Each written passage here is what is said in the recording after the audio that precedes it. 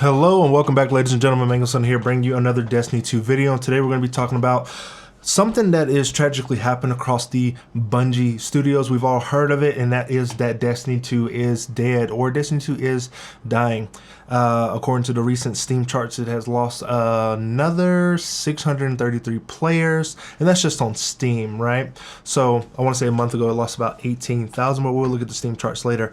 Now, according to this Kotaku article, Bungie employees knew the Destiny 2 studio was struggling, but might not have expected a recent mass layoff of roughly 100 staff. Report by Bloomberg, right? So the 8% staff loss across the board, along with a struggling game, indicates that Destiny 2 is in fact catering to the audience that they want, which is the, dare I say it, the casual audience. The casual audience comes and goes. Diablo 4 has seen this. Destiny 2 is now feeling it. And when there is no grind to chase, Destiny 2 players will move on to a different game with a grind, such as Lies of P, Lords of the Fallen, Elden Ring DLC coming up later, Spider-Man 2 on spectacular mode, you name it. Now, Bungie leadership told staff that there'll be absolutely no layoffs as a result of the acquisition. So as a result of the acquisition, they didn't lay off any staff, but with the game struggling as it is hard pressed to keep its current player base, which is more of the hardcore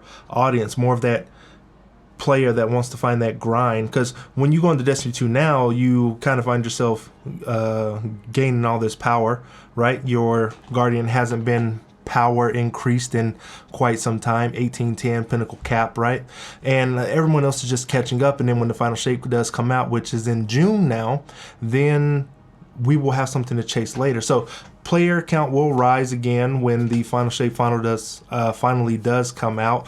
But after that, if we still have nothing to chase, nothing to grind, then Destiny 2 players will drop off again.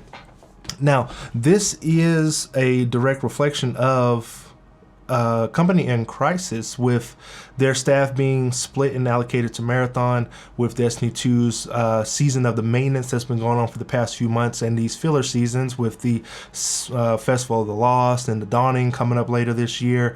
It's just a little bit of keep you busy content until the new thing arrives, which would have been fine if it came out in February, but with it coming out in June, and Marathon coming out in 2025, potentially later 2026, Destiny players are really struggling for something to find to play.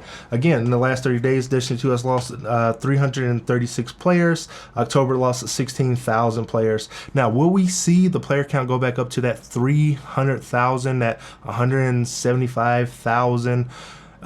Checking the local Steam charts past June, it hits quite a high player base, but between when the season started and as the season gets to an end, Destiny 2 players find themselves with nothing to do if they've been playing week by week. Now, you may have some people that come back before the wrap up of the final season just to complete everything, just to say they did it, so they didn't miss anything out with FOMO.